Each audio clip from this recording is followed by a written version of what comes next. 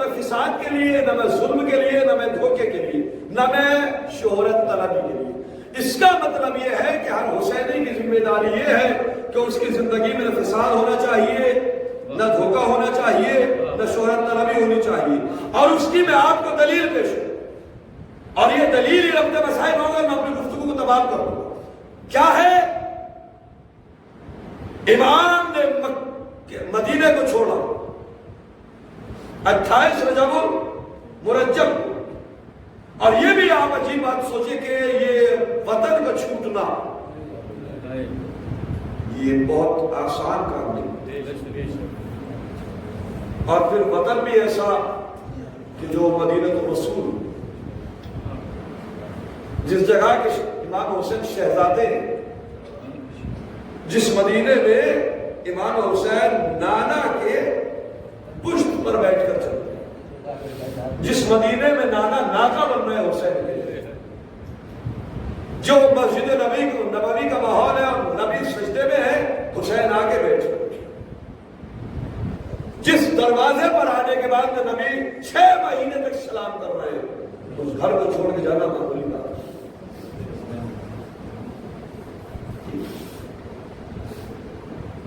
مگر تحفظ اسلام، بقائے اسلام یہ زیادہ ہے، وطن اتنا اہم نہیں جتنا دین ہے۔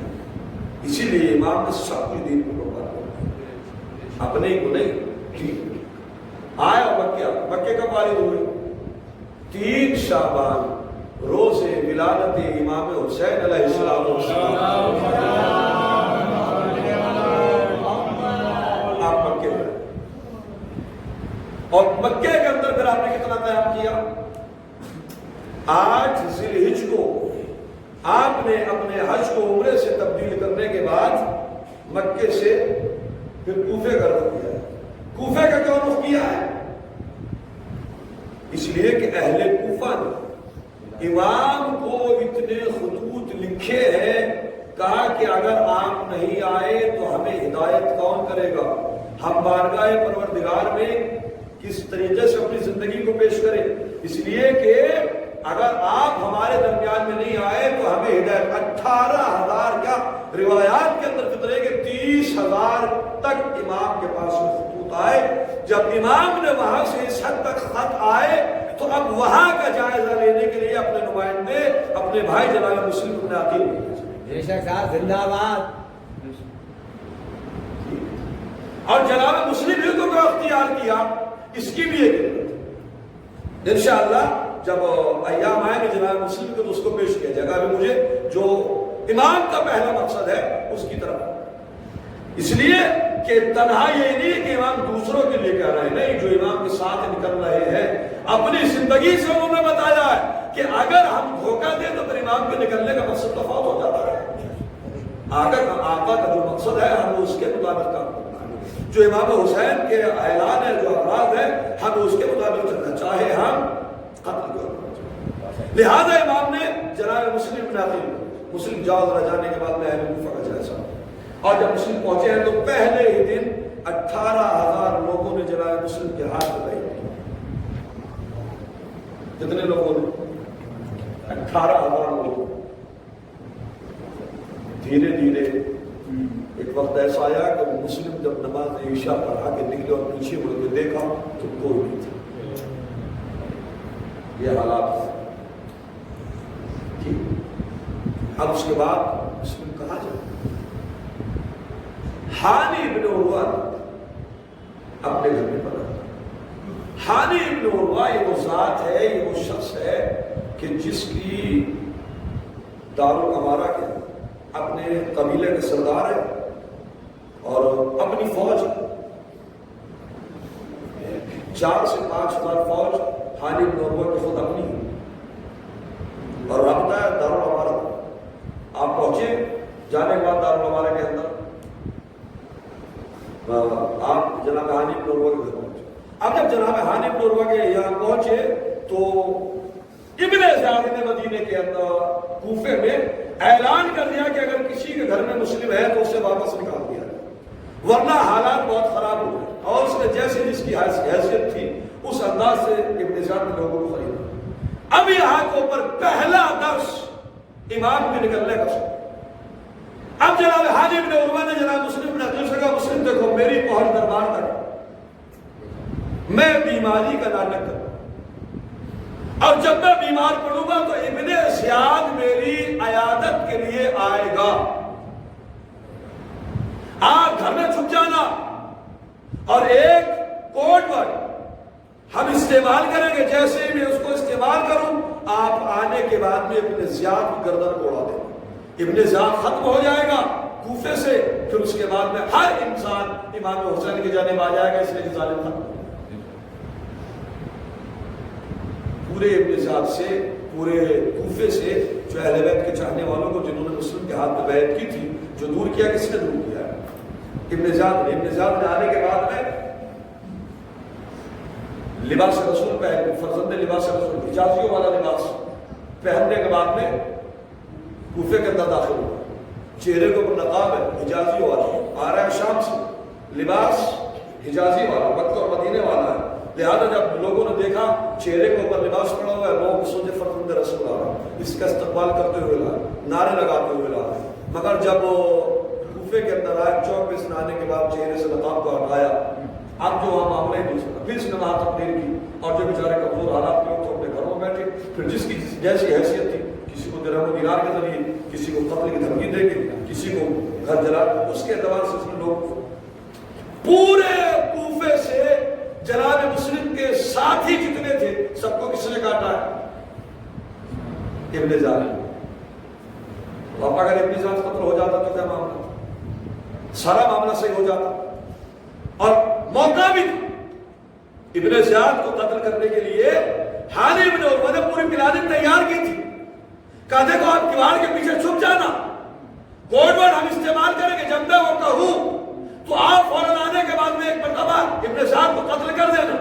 پھر آدمی وہی جناب حالی کے گھر میں جناب مسلم بن عقیل چھپ گئے، آپ نے بیماری کا ناٹک کیا، جناب حالی بن عروہ نے آپ کا روزہ جو ہے وہ مسجد کوفہ کے اندر الحمدللہ آج ہے اور مرجع خلائق بنا ہوا ہے۔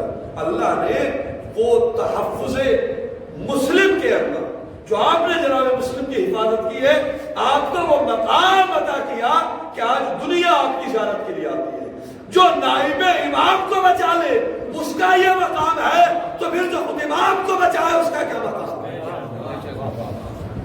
ٹھیک ہے، حالی ابن عروہ لیتے آیا ابن زیاد، کہانی آپ کا تم سے دربار بنی رکھانی ہے امام، ابھی گفتگو ہو رہی تھی، جناب حالی نے کوڈ ورڈ استعمال کیا، جناب مسلم نکل کر گیا۔ جب اس منظر کو اس کے غلام نے دیکھا، غلام نے فوراً کہا یہاں سے خطرہ، دیکھے گئے۔ اس کے بعد جناب حالی بن عروہ نے کہا مسلم اتنے اچھے موقع کو آپ نے چھوڑ دیا، آج اگر ابن زیاد کوفے سے ختم ہو جاتا تو سارے معاملات ختم ہو جاتے۔ جناب مسلم نے ایک مرتبہ پہلے جملوں کے امام حسین کے پڑھا، کہا حالی میں کیا کروں؟ حسین جب مدینے سے نکلے تو حسین کے نکلنے کا پہلا مقصد یہ تھا کہ ہمیں دھوکے کے لیے نہیں نکل رہا ہے، آج میں قتل کر سکتا تھا مگر سیرت حسین کے خلاف تھا۔ حسین نے کہا کہ ظالم ہی صحیح مگر دھوکہ نہیں کرنا۔ اس کا مطلب یہ ہے کہ جب حسین اور حسینی ظالم کے ساتھ میں دھوکے کو پسند نہیں کرتے تو یہ کیسے پسند کریں گے ایک حسینی دوسرے حسین؟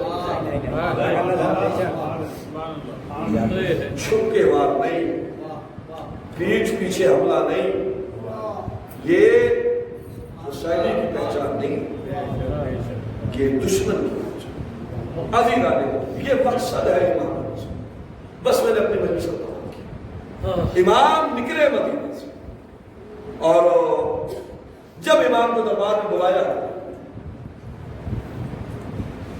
بیعت یزید کی، وہاں بھی امام کے مکمل خطبہ ہے، نحن اہل بیت النبوہ ومعدن الرسالہ ومختلف الملائکہ، پورا خطبہ دینے کے بعد پھر آخر میں امام کو جملہ بسم اللہ الرحمن الرحیم، ہم وہ ہیں کہ جو نبوت کے رشتے دار، اہل بیت کی نبوت، نبی نہیں، نبوت، نبی فرد ہے، نبوت عہدہ ہے، ہم نبی کے رشتے دار نہیں ہیں، ہم نبوت کے رشتے دار ہیں۔ نحن اہل بیت النبوۃ ومعدن الرسالہ، ہم رسالت کی کان ہیں، جہاں سے رسالت نکلتی ہے ہم وہ ہیں۔ نحن مختلف الملائکہ، ہم وہ ہیں کہ جس کے گھر پر ملائکہ آتے ہیں۔ ملائکہ کا نزول ہمارے گھروں پر، ملائکہ کا نزول ہمارے صحنوں، یہی وجہ ہے کہ اس گھر میں جب ملائکہ نازل ہوتے تھے تو اس گھر کے رہنے والے افراد تک اس ملائکہ کی آہٹ کو محسوس بلکہ دیکھنا تک۔ عزیزہ، اب یہاں کے اوپر امام پہنچے دربار میں، امام سے بیعت کا مطالبہ، جناب زینب نے جو کہا بھائی دربار میں جا رہے ہیں اور رات کے اندھیرے میں جا رہے ہیں، تنہا نہیں جانے، کچھ جوانان بنی ہاشم کے ساتھ۔ امام نے کہا نہیں، کوئی حملہ نہیں ہے، کوئی لڑنے جھگڑنے کے لیے نہیں جانے کا، نہیں میں آپ کو تنہا نہیں جانا۔ امام جوانان بنی ہاشم کے ساتھ کے بعد سارے جوانان بنی ہاشم کو بڑھاؤ، میری اگر آواز بلند ہو تو اللہ کا، اور اگر آواز بلند نہ ہو امام سے بیعت کا مطالبہ۔ امام نے کسی کے پہلو میں مروان کا ولید اس سے اچھا موقع نہیں، حسین کے ساتھ اس لیے کہ اگر حسین چلے گئے تو ہاتھ آنے والے امام جوش ہے، امام محبت کا دار یہ بنا مجھے یہ سوچتا کہ حسین کے ساتھ امام حسین کا آواز کو بلند کرنا تھا کہ جوانان بنی ہاشم کے دربار میں آئے، امام چاہتے تو وہی تو مسئلہ حل ہو جاتا، مگر امام جو روکا واپس آ، امام نہ آنے کے بعد اہل خانہ کو جو جناب محمد ابن حنف نے بولا، محمد ابن حنف ان افراد سے نام سب کے بتایا، سفر سے چلنے کے لیے تیار ہو، سفر کی تیاری۔ حسین نے سب کو سفر کے لیے کہا، نصف شب میں امام روضہ رسول اللہ، اس کے بعد ماں کے مزار آنے کے بعد میں نانا سے کہا ہے نانا جس حسین کو اپنی آپ نے آغوش میں مارا، آج وہ حسین مدینہ سے اچھا تو ہر مسلمان کی خواہش یہ ہے کہ اسے مدینے جوار محمد، جوار رسول میں جگہ مل جائے۔ کیا دعا کرتا ہے مسلمان؟ کیا امام کی روح نہ طرف؟ عام مسلمان کی خواہش یہ ہے کہ وہ نبی کے پڑوس میں رہے، تو امام کیوں کر نہیں رہنا چاہیے؟ امام نبی کی قبر بلائے آنے کے بعد مفتو، امام نے آخری رخصت طلب کی، نانا اب حسین جاؤ، نانا یہ آخری حسین کا دیا جلانا ہے، اس کے بعد میں حسین دیا جلانے بھی نہیں آئے گا۔ ماں کے مزار میں آئے، آنے کے بعد مولا نے اپنی ماں سے اماں جس حسین کو چکیا پیس پیس کے پالا تھا، حسین مدینہ چھوڑ رہا، اماں مدینہ والے حسین کو مدینے میں نہیں رہنے دے رہے، اماں حسین کو قتل کرنے کی دھمکی آ رہی، اماں مسئلہ تحفظ اسلام ماں کی طرف سے پسند ہوئی، صبح کا وقت آیا۔ اب تاریخ کے جملے سے بھی ایک روایت کو بیان کر کے مجلس تمام کرتا ہوں۔ آغاز کیسے سفر کا؟ صبح کا وقت آیا، آگے آگے مولا عباس کو امام حسین نے کہا عباس جاؤ ذرا، جانے کے بعد آج محلے بنی ہاشم میں ندا، عجیب جملہ ہے، محلے بنی ہاشم میں ندا کرو، مدینے میں اور محلے بنی ہاشم کو کہ آج نبی کی بیٹے نکلنے کو اپنے گھروں سے نہ جاتے. عجیب ماحول ہے. اب یہاں کے اوپر ایک روایت عبداللہ نام انسان کی ہے. یہ مدینہ سے 10 کلومیٹر کے فاصلے پر رہتا، 10 فرسخ کے فاصلے پر رہتا تھا. اس کا مدینہ تجارت کے لیے آنا جانا ہوتا تھا. یہ ہمیشہ آتا تھا، آنے کے بعد میں اہل مدینہ سے ملاقات کرتا تھا، اپنے سامان لیتا تھا، چلا جاتا. ایک روز جب یہ آیا ہے، شب 28 تھی.